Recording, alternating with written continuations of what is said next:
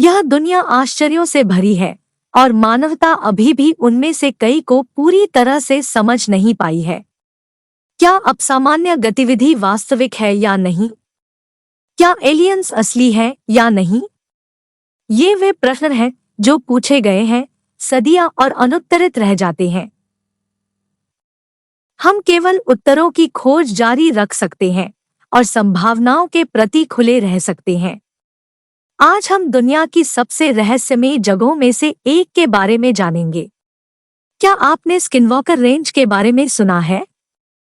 क्या आप जानते हैं कि यूटा दुनिया की सबसे रहस्यमय जगहों में से एक है? इस क्षेत्र में वर्षों से यूएफओ और अलौकिक प्राणियों के बारे में अफवाहें फैलती रही हैं। स्किनवॉकर रेंज यूटा में एक स्थान है जहां असाधारण और यूएफओ गतिविधि की कई रिपोर्टें दर्ज की गई है। लोगों ने अजीब प्राणियों, चमकते आभूषणों और अन्य अस्पष्टीकृत घटनाओं के देखे जाने की सूचना दी है। खेत में कथित तौर पर यूएफओ देखे जाने का इतिहास है। गवाहों ने आकाश में अजीब रोशनी और वस्तुओं की उपस्थिति की सूचना दी है। कहानी शुरू होते है टेरी शर्मन का अनुभव से। वर्तमान यूटा बेसिन में आकार बदलने वाली चुड़ैलों के विचार पर कुछ लोगों के लिए विश्वास करना कठिन हो सकता है, लेकिन शर्मन परिवार के लिए नहीं, जिन्होंने 1994 में अपने नए देश के घर में बसने और आराम करने के इरादे से खेत खरीदा था। अगर यह किसी डरावनी फिल्म की शुरुआत जैसा लगता है, तो यह अच्छे कारण से है। शेरमैन ने खेत में अपने समय के दौरान बहुत सी डरावनी घटनाओं का अनुभव किया, विशेष रूप से एक स्किनवॉकर के विवरण से मेल खाने वाली चीज के साथ। एक रात टेरी शर्मन ने बाहर शोर सुना और अपने आंगन में एक भेड़िए को देखकर चौंक गए, जो कि उनके द्वारा पहले देखे गए किसी भी भेड़िए से कहीं अधिक बड़ा था। टेरी ने अंदर से अपनी बंदूक उठाई और भेड़िए को कई बार गोली मारी, लेकिन उसकी गोलियों से कोई नुकसान नहीं हुआ। हालांकि भेड़िया अंततः भाग गया, लेकिन जैसे ही टेरी ने उसका पीछा किया, उसके निशान पूरी तरह से गायब हो गए, जैसे कि वह बस पतली हवा में गायब हो गया हो। क्या यह कोई प्राचीन स्किनवॉकर रहा होगा जिसने उन्हें उस रात डरा दिया था? एक बात निश्चित है, यह उस एकमात्र डर से बहुत दूर था जो शेरमैन को वहां रहने के दौरान मिला था। खेत में अपने वर्षों के दौरान उन्होंने आकाश में विभिन्न प्रकार की चमकती रोशनी और रहस्यमय वस्तुओं, अपने खेतों में अजीब घेरे, ऊपर तैरती रहस्यमय आवाजें और अनगिनत मवेशियों के कटे हुए रूप देखने की सूचना दी, और पशुओं के शवों पर असामान्य चोटें या शरीर के अंग गायब या खून चूसा हुआ शवों पाए गए हैं। शेरमैन ने बहुत देर होने से पहले संपत्ति को खाली करने का फैसला किया। उन्होंने खेत खरीदने के ठीक 2 साल बाद 1996 में उसे बेच दिया। इन घटनाओं के लिए जिम्मेदार अज्ञात शिकारियों या घटनाओं के बारे में अटकलें लगाई गई है। पशुओं के अंगभंग की तरह ही गायें भी बिना किसी स्पष्टीकरण के गायब हो गई है। कुछ लोगों का मानना है कि ये घटनाएं यूएफओ गतिविधि या अन्य अलौकिक शक्तियों से संबंधित है।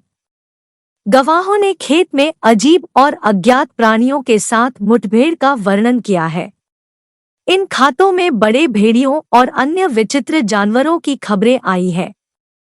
जो लोग खेत में रह चुके हैं या काम कर चुके हैं, उन्होंने रिपोर्ट की है पोल्टरजिस्ट जैसी घटनाएं, जैसे वस्तुएं अपने आप हिलना, अस्पष्ट शोर और गड़बड़ी। खेत जटिल ज्यामितीय पैटर्न में दिखाई देते हैं। हाल के वर्षों में इन संरचनाओं की उत्पत्ति के बारे में चर्चा हुई है। संचार उपकरण जैसे रेडियो और अन्य इलेक्ट्रॉनिक उपकरणों के इस क्षेत्र में हस्तक्षेप या खराबी होने की सूचना मिली है। इन घटनाओं का अध्ययन करने के लिए कई शोधकर्ताओं ने स्किनवॉकर रेंज का दौरा किया है। हालांकि खेत में गतिविधि काफी हद तक अस्पष्ट बनी हुई है। यह दुनिया के सबसे रहस्यमय और आकर्षक स्थानों में से एक है। कई जांचों के बावजूद कोई भी खेत में होने वाली अजीब गतिविधि को निश्चित रूप से समझाने में सक्षम नहीं है। टेरी और ग्वेन शर्मन ने 1996 में तथाकथित स्किनवॉकर रेंज बेच दिया, केवल 18 महीने तक इसके मालिक होने के बाद। तब से इसे असाधारण अनुसंधान केंद्र के रूप में उपयोग किया जाता रहा है। शेरमन परिवार अकेला नहीं था जिसे संपत्ति का झटका लगा। उनके बाहर चले जाने के बाद कई नए मालिकों को इन प्राणियों के साथ भयानक समान मुठभेड़ों का अनुभव हुआ और आज यह रेंज असाधारण अनुसंधान का केंद्र बन गया है, जिसका उचित नाम बदलकर स्किनवॉकर रेंज रखा गया है। जबकि असाधारण जांचकर्ता नए आविष्कारों के साथ संपत्ति की जांच करते हैं, वे जो खोज रहे हैं उसका इतिहास। यह असाधारण शोधकर्ताओं और उत्साही लोगों के लिए एक लोकप्रिय गंतव्य बन गया है जो इसके रहस्यों को जानने के लिए उत्सुक है। यह किताबों, वृत्तचित्रों और यहाँ तक कि षड्यंत्र के सिद्धांतों का भी केंद्र बिंदु रहा है। जो लोग यूएफओ देखने में रुचि रखते हैं, उनके लिए खेत के ठीक बाहर एक कैंपग्राउंड है जो यूएफओ थीम वाले एटीवी पर्यटन का विज्ञापन करता है। अब स्किनवॉकर रैंच निजी संपत्ति पर है। आप मालिकों के निमंत्रण के बिना नहीं जा सकते क्योंकि उनकी सुरक्षा काफी कड़ी है। स्किनवॉकर रेंच अभी एडमेंटियम रियल एस्टेट एलएलसी की प्रॉपर्टी है। इसको खरीदने के बाद स्किनवॉकर रेंज की ओर जाने वाली सड़कों को अवरुद्ध कर दिया गया। परिधि को कैमरों और कंटीले तारों से संरक्षित किया गया था और संकेत लगाए गए थे जिनका उद्देश्य लोगों को खेत के पास जाने से मना है।